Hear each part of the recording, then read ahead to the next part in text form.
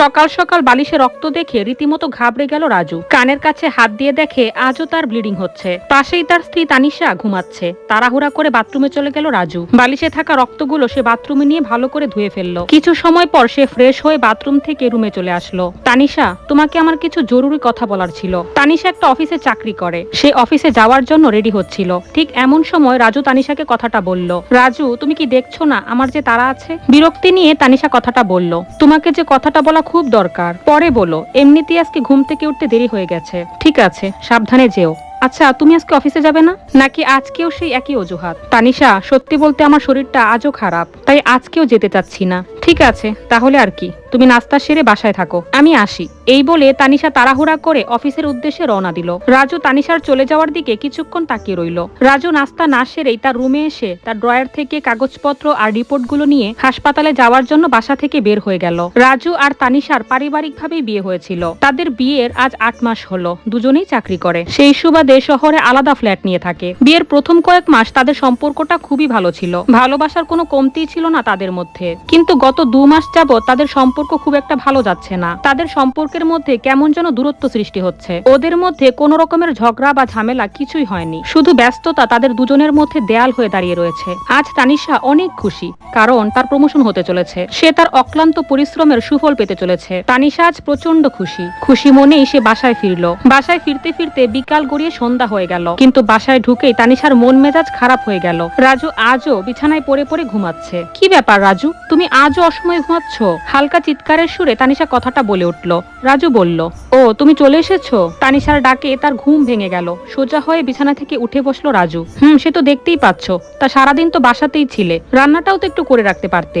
Sorry Tanisha, আজকে রান্নাটা করতে পারিনি, শরীরটা ভীষণ খারাপ লাগছে, তাই আর কি একটু ঘুমিয়ে পড়েছিলাম। ও গড, শরীর খারাপ শুনতে শুনতে আমার কান মগজ পচে যাচ্ছে। আমার আর ভালো লাগছে না। এই সমস্ত কথাবার্তা না বলে আজকে একটু ডাক্তার দেখালেও তো পারতে। হ্যাঁ, ডাক্তারের কাছে গিয়েছিলাম। গিয়েছিলে? ভালো করেছো।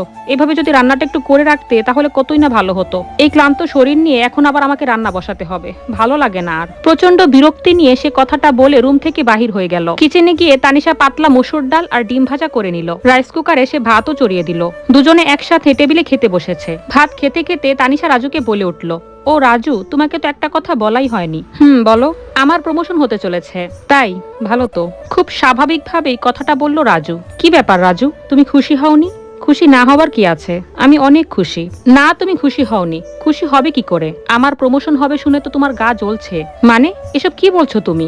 আমার গা জ্বলবে কেন? হ্যাঁ হ্যাঁ, কেমন খুশি সে তো দেখতেই পাচ্ছি। খুশি হলে মুখটা ওরকম গোমরা করে রাখতে না। তুমি তো চরম লেভেলের একটা অলস মানুষ। অসুস্থতার অজুহাত দেখিয়ে দিনের পর দিন তুমি অফিসে যাও না। যদি তুমি কাজে একটু সিরিয়াস হতে, অফিসে তোমার অ্যাটেন্ডেন্স একটু ভালো রাখতে, তাহলে আজকে তুমিও অনেক ভালো জায়গায় থাকতে। কি দরকার এমন চাকরি করার, যে চাকরি স্বামী স্ত্রীর মধ্যে দূরত্ব সৃষ্টি করে, কেউ কাউকে সময় দিতে পারে না? কথাটা বিড়বিড় করে বলে উঠলো রাজু। কি বলছো তুমি বিড়বিড় করে? না কিছু না। আচ্ছা, তোমার না আমাকে কি জরুরি কথা বলার ছিল? কই না তো, কিছুই বলার ছিল না। এই বলে রাজু তানিশার কথাটাকে এড়িয়ে গেল। রাজুর চেহারাটা দিন দিন কেমন যেন ফ্যাকাশে হয়ে যাচ্ছে, আর সেটা হয়তো তানিশার চোখে পড়েছে। রাজু তানিশাকে কিছু একটা যেন বলতে চাইছিল, কিন্তু কিছু একটা ভেবে সে কথাটাকে এড়িয়ে গেছে। কি সমস্যা তোমার, এরকম করতেছো কেন? একটু শান্তিতে কি ঘুমাতেও পারবো না? রাজু বিছানা এপাশ ওপাশ করাতে কথাটা প্রচন্ড বিরক্তি নিয়ে বলল তানিশা। সরি তানিশা, মাথার পেছনটা খুব ব্যথা করছে। ড্রয়ারে টাফনিল রাখা আছে, খেয়ে নাও একটা। আর ডাক্তার কি তোমাকে কোনো ওষুধ দেয়নি? হ্যাঁ দিয়েছে তো, খেয়েছি। তাহলে একটু কষ্ট করে ঘুমিয়ে পড়ো, ব্যথাটা চলে যাবে। আমাকে একটু শান্তিতে প্লিজ ঘুমাতে দাও। ঠিক আছে, তুমি ঘুমাও। এই বলে রাজু বিছানা থেকে উঠে চলে গেল। রাজু অন্য রুমের দিকে পা বাড়াতেই তানিশা বলে উঠল, কি হলো, কোথায় যাচ্ছ তুমি? সারাদিন কষ্ট করে অফিস সামলে তুমি বাসায় এসে রান্না বান্না করে ক্লান্ত হয়ে গিয়েছো।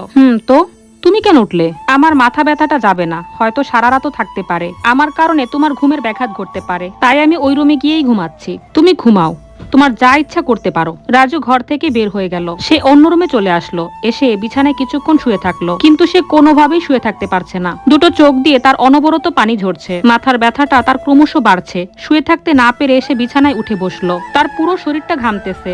ঘাড়ে হাত দিয়ে দেখে ঘাড়ে রক্ত মাখা, তার কান দিয়ে রক্ত পড়ছে। সে দৌড়ে বাথরুমে চলে গেল। শুধু কান দিয়ে না, নাক দিয়েও রক্ত ঝরছে। সে নিজেকে সামলে নেওয়ার চেষ্টা করলো। বাথরুমে গিয়ে নিজেকে পরিষ্কার করে সে কোনো রকমে নিজেকে সামলে রুমে চলে আসলো। আসলো। পরের দিন সকালে তানিশা তাড়াতাড়ি করে ঘুম থেকে উঠলো। উঠে ফ্রেশ হয়ে সে কিচেনে চলে গেল নাস্তা তৈরি করতে। অফিসে যাওয়ার জন্য তানিশা রাজুকে অনেকবারই ডাকলো, কিন্তু কোনো সাড়া পেল না। তানিশা দেখলো দরজাটা ভেতর থেকে লাগানো। হয়তো মাথা ব্যথার কারণে সারা রাত তার ঘুম হয়নি, তাই এখন গভীর ঘুমে সে আচ্ছন্ন। তাই রাজুকে এখন আর না ডাকাই ভালো। তানিশা কিচেনে নাস্তা প্রস্তুত করে টেবিলে সাজিয়ে নিল, নিজেও নাস্তাটা সেরে নিল। নাস্তা সেরে অফিসের উদ্দেশ্যে রেডি হয়ে রওনা দিল। তানিশা এখনো তার প্রমোশন লেটারটা হাতে পায়নি। অফিসে আসা মাত্রই তানিশাকে সবাই শুভেচ্ছা আর অভিনন্দন জানাতে লাগলো। তানিশা তো প্রচন্ড খুশি। অফিসের একটা মেয়ে কলিগ তানিশাকে একটা পার্টি অ্যারেঞ্জ করার কথা বললে তানিশা বারণ করে দেয়, কিন্তু অফিসের সবাই জোর করলে তানিশা আর বারণ করতে পারেনি। এই পার্টির কারণে অফিস আজকে লাঞ্চ টাইমে ছুটি হবে আর পার্টির আয়োজন চলবে। তানিশা ভাবলো সে রাজুকে একবার কল করে আসতে বলবে। যদি আসতে না পারে তাহলে সে অফিসের সবাইকে বলবে আজকে রাজুর অফিসে একটা জরুরি মিটিং আছে, যার কারণে সে আজকে পার্টিতে উপস্থিত হতে পারবে না। যেই ভাবনা সেই কাজ। ফোনের রিং বেজেই চলেছে, কিন্তু রাজু কোনোভাবেই রিসিভ করছে না। তানিশার মন মেজাজ খুব খারাপ হয়ে গেল, তাই ও নিজেই নিজের ফোন সাইলেন্ট করে রাখলো। পার্টিতে অফিসের চেয়ারম্যান, ম্যানেজার সবাই উপস্থিত হয়েছে। এক এক করে সবাই তাদের আলোচনা রাখলো। তানিশা অফিসে সবচাইতে মনোযোগীদের একজন। সে খুবই পরিশ্রমী, খুবই উদ্যমী, যার কারণে আজকে সে এই জায়গায় আসতে পেরেছে। তানিশা সবার জন্য অনুপ্রেরণা ইত্যাদি ইত্যাদি। তানিশার হাতে অফিসের চেয়ারম্যান তার প্রমোশন লেটার তুলে দিল। সবশেষে তানিশা সকলের উদ্দেশ্যে বক্তব্য রাখলো। তানিশা কল্পনাও করতে পারেনি যে এত আয়োজনের মধ্য দিয়ে তার হাতে প্রমোশন লেটারটা চলে আসবে। তবে এই সবকিছুর মধ্যেও তানিশা রাজুকে খুঁজতে লাগলো। রাজু কি এখনো ঘুমাচ্ছে? না না, আমি তো ফোন সাইলেন্ট করে রেখেছি। হয়তো রাজু ফোন করতে করতে বিরক্ত হয়ে গিয়েছে, আর তানিশার জন্য চিন্তা করতে করতে হয়তো রাজু অফিসেই চলে আসবে। কারণ তানিশার যখন অফিস ছুটি হতে দেরি হয় তখন রাজু নিজেই তার অফিসে চলে আসে। কিন্তু আজকে আর সেটা হলো না। তানিশা খুবই অবাক হলো। সে ব্যাগ থেকে ফোনটা বের করে হাতে নিল। আশ্চর্য, রাজু তো একটাও কল করেনি আমাকে। নিমিষেই তানিশার খুশি আর আনন্দ কোথায় যেন উধাও হয়ে গেল। রাজু যে এরকম করতে পারে এটা তানিশা ভাবতেও পারেনি। প্রচন্ড রাগ আর অভিমান নিয়ে তানিশা বাসার দিকে রওনা দিল। তানিশা বাসায় এসে পৌঁছাতে পৌঁছাতে রাত প্রায় 8:30 বেজে গেল। রাজুর উপরে তানিশার রাগটা যেন আরো 1000 গুণে বেড়ে গেছে। ভেতরে কেউ নেই এরকম একটা পরিবেশ তৈরি করে রেখেছে। বাসায় ঢুকার পরে ডাইনিং টেবিলের উপরে তার চোখ গেল। সকালে তার সাজিয়ে রাখা নাস্তাগুলো আগের মতোই রয়েছে। তানিশা প্রচন্ড অবাক হয়ে গেল। কিছু একটা ভেবে সে রাজু যে রুমে ঘুমিয়েছিল সেই রুমের দিকে দৌড়ে গেল। এসেই তার চোখ দুটো ছানা বড়া হয়ে গেল। বুকের ভেতরটা তার মোচড় দিয়ে উঠলো, কারণ দরজাটা ভেতর থেকে এখনো বন্ধ করা। সে রাজুকে চিৎকার করে ডাকতে লাগলো, কিন্তু ভেতর থেকে কোনো সাড়া আসছে না। তানিশার প্রচন্ড ভয় করছে, মাথাটা কোনোভাবেই কাজ করছে না। দরজাটা সে বাইরে থেকে প্রচন্ড জোরে জোরে ধাক্কাতে লাগলো। তানিশা দৌড়ে বাসা থেকে বের হয়ে রাস্তাঘাটে লোক জড়ো করতে লাগলো। কয়েকজন লোককে সে বাসার ভেতরে নিয়ে এলো এবং তাদের সাহায্য নিয়ে সে দরজাটা ভাঙলো। দরজাটা ভেঙে তানিশা ভেতরে ঢুকে যা দেখলো তা দেখার পরে তার মাথায় যেন আকাশ ভেঙে পড়লো। সে যতই রাজুর দিকে এগোচ্ছে ততই যেন তার হার্টবিট বাড়ছে। তানিশার পুরো শরীরটা থরথর করে কাঁপছে।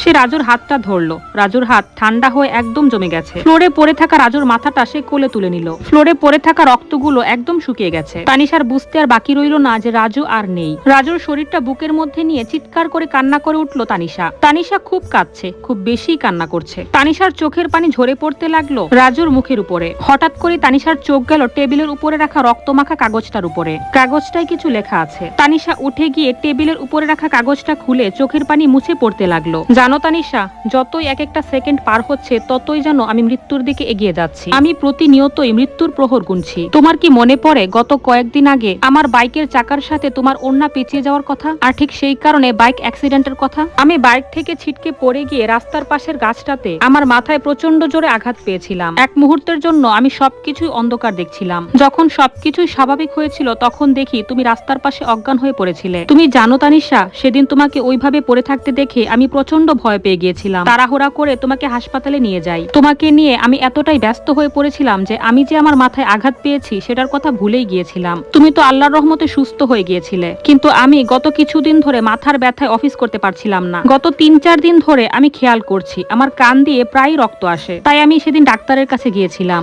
ডাক্তার আমাকে এক্স-রে, সিটি স্ক্যান আর এমআরআই করতে বলেন, কিন্তু রিপোর্টে যা এসেছে তা দেখে ডাক্তার বলে দিয়েছেন আমি নাকি আর বেশি দিন বাঁচবো না। আঘাতটা নাকি বেশ গুরুতর ছিল। আমার মস্তিষ্কের শিরার নাকি বেশ কিছু অংশ ক্ষতিগ্রস্ত হয়েছে আর সেখানে পানি জমেছে, আর এখন সেগুলোই আমার নাক আর কান দিয়ে বের হয়ে আসছে। বাঁচার আশা কার না থাকে, কিন্তু আমার এখন আর সেই আশা কিংবা চাওয়া কিছুই নেই। আমি এই সুন্দর পৃথিবী ছেড়ে চলে যাব সেটা নিয়েও আমার তেমন আফসোস নেই, কারণ আমি এখন বুঝতে পেরে গেছি যে তুমি আর আমার সেই আগের তানিশা নেই। তোমার ক্যারিয়ার কিংবা ভালো একটা অবস্থানের মূল্য তোমার কাছে আমার চাইতে অনেক অনেক বেশি। তুমি এতটাই ব্যস্ত মানুষ যে আমি কখন খাই কখন ঘুমাই সেটা তুমি ভালো করে জানোও না। আমি কেন ঠিকমতো অফিসে যাই না তা নিয়ে তোমার কত দুশ্চিন্তা। মাস শেষে তোমার টাকায় সংসার চলবে করবে এই ভয় তোমাকে কুরে খাচ্ছে, অথচ তোমার স্বামী অসুস্থ হয়ে দিনের পর দিন বিছানায় পড়ে আছে, সেদিকে তোমার খেয়ালও নেই। তুমি এতটাই কেরিয়ার সচেতন মেয়ে যে অফিস থেকে একটা দিন ছুটি নিয়ে নিজের স্বামীকে ডাক্তার দেখাতে নিয়ে যাবে, সেটার প্রয়োজনও তুমি কখনোই মনে করনি। আমি অসংখ্যবার তোমাকে আমার অবস্থাটা বলতে চেয়েছিলাম,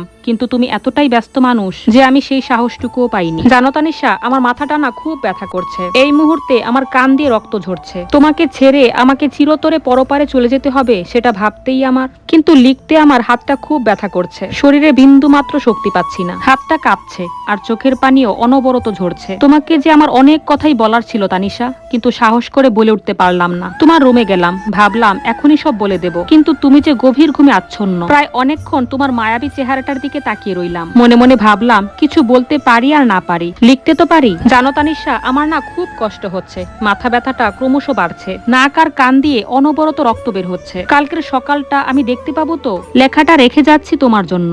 আর হ্যাঁ, আমাকে নিয়ে ভেবে তোমার কষ্ট পাওয়ার কোনো কারণ নেই। তোমার জন্য আমার মন থেকে অনেক অনেক দোয়া রইল। দোয়া করি তুমি অনেক দূরে গিয়ে যাও। যে কেরিয়ারের জন্য তুমি তোমার ভালোবাসাকে উপেক্ষা করেছো, সে কেরিয়ার যেন তোমাকে তোমার জীবনের সর্বোচ্চ সুখটুকু দেয়। আমি আর কিছু লিখতে পারছি না, চোখ দুইটা ঝাপসা হয়ে আসছে। ব্যথাটাও যে আর কোনোভাবেই সহ্য করতে পারছি না। তুমি নিজের খেয়াল রেখো, নিজের যত্ন নিও। আমি তো তোমার কাছ থেকে আড়াল হয়ে যাব, তুমিও রাজু নামের ছেলেটাকে তোমার জীবন থেকে আড়াল করে দিও। লেখাটা পড়ে তানিশা কাঁদতে কাঁদতে মাটিতে লুটিয়ে পড়লো আর চিৎকার করে রাজুকে ফিরে আসতে বলছে। কিন্তু রাজু, সে তো আর ফেরার নয়। সকালের ন্যায় সেও ব্যস্ত পৃথিবী থেকে আড়াল হয়ে গিয়েছে। আসলে আমাদের জীবনের সবচাইতে প্রিয় মানুষগুলোই আমাদের কাছ থেকে সবচেয়ে বেশি ভালোবাসা, যত্ন আর সময় পাওয়ার দাবিদার। তাদেরকে একটু চোখে চোখেই রাখা উচিত। তারা কি শুনতে চায়, বলতে চায়, সেটা আমাদেরকে বোঝা উচিত। নয়তো রাজুর মতো তাদেরকেও একদিন হঠাৎ করে আড়াল হয়ে যেতে হবে, তখন আর কিছুই করার থাকবে না, যেমনটা এখন আর তানিশারও নেই। আর এটা যে কতটা কষ্টের, যার সাথে ঘটে সেই বোঝে।